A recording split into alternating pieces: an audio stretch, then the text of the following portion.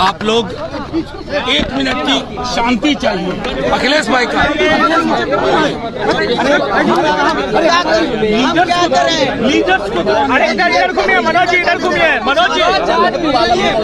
एक मिनट आप पहले मुझे मेरी बात रखने दें, फिर उसके बाद फिर आप अपनी बात रखें। हाँ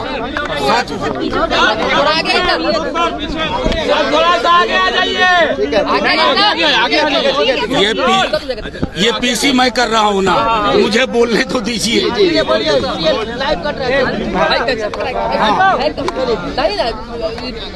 आप सब लोगों के माध्यम से कुछ महत्वपूर्ण पहलुओं पर मैं आपके बीच आया हूँ। ये विधायी पहलू है, ये संविधान के पहलू है। वो तमाम लोग जो एक लोकतंत्र को की हत्या करना चाहते हैं, आपके माध्यम से मैं बताऊं, ये कॉन्स्टिट्यूशन ऑफ इंडिया है। इसके आर्टिकल 179 में स्पीकर को हटाने की व्यवस्था का उल्लेख है, जिसमें ये कहते हैं कि उन्हें हटाया जा सकता है, रेजोल्यूशन जो किया चुका है, majority of the all members of the assembly.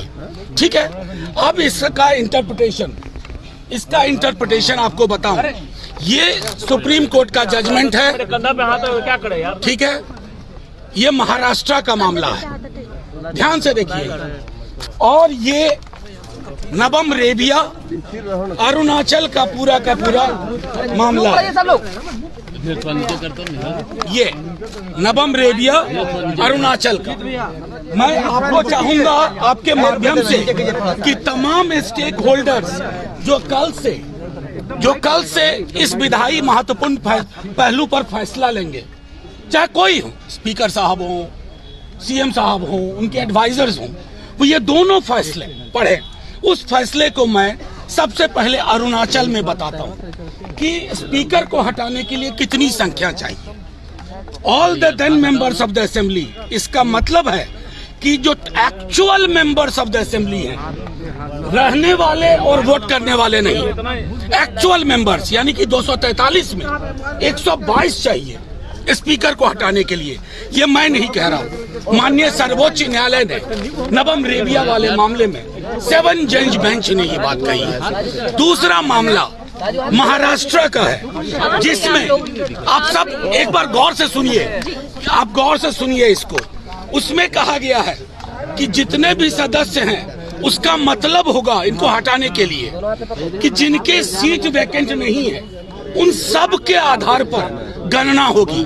तो 243 में संविधान के हिसाब से, हालिया जजमेंट के हिसाब से, अरुणाचल और महाराष्ट्र के हिसाब से स्पीकर साहब को हटाने के लिए 122 सीट चाहिए। मैं सिर्फ ये इसलिए रख रहा हूँ कि कोई इसमें पेच ना करे। गांधीवाद की बात करने वालों से भी आग्रह करूंगा कि कौन से गांधी पसंद है, करेंसी वाले गांधी या हे राम वाले गांधी। करेंसी नोट पे छपे गांधी के प्रति अगर सम्मान है तो आप वही करेंगे जो करते आए हैं, लेकिन अगर गांधी है तो आपको ये तय करना होगा कि ये फैसला इसी हिसाब से होगा। और हम सब एकजुट हैं लोकतंत्र बचाने के लिए। बच्चा इस बिहार का कल के दिन का इंतजार कर रहा है। हमारी ओर से ये चीजें स्पष्ट है कि हम संविधान के दायरे में चलने के लिए मजबूर करेंगे।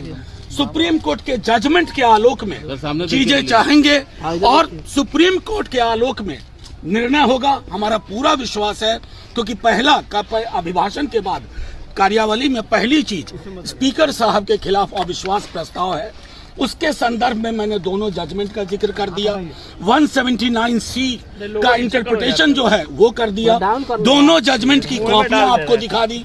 मैं चाहूंगा कि सरकार में जो एडवाइजर्स हैं और जो बड़े बड़े लोग हैं, स्टेक होल्डर्स हैं, वो सब गौर से देखें, पढ़ें इन फैसलों को और उसके आधार पर बिहार में और देश में लोकतंत्र के लिए एक संदेश इंडिया के बाद जो है आप लोग कह रहे हैं जिस तरीके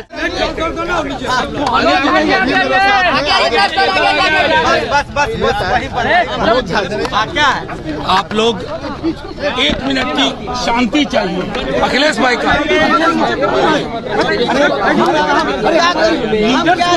लीडर्स को अरे इधर घूमिए मनोज जी, इधर घूमिए मनोज जी। एक मिनट आप पहले मुझे मेरी बात रखने दें, फिर उसके बाद मनोज जी फिर आप अपनी बात रखें।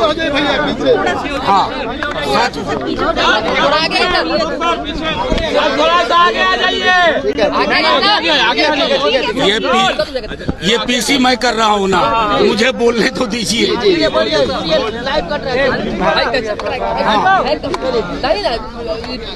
आप सब लोगों के माध्यम से कुछ महत्वपूर्ण पहलुओं पर मैं आपके बीच आया हूँ।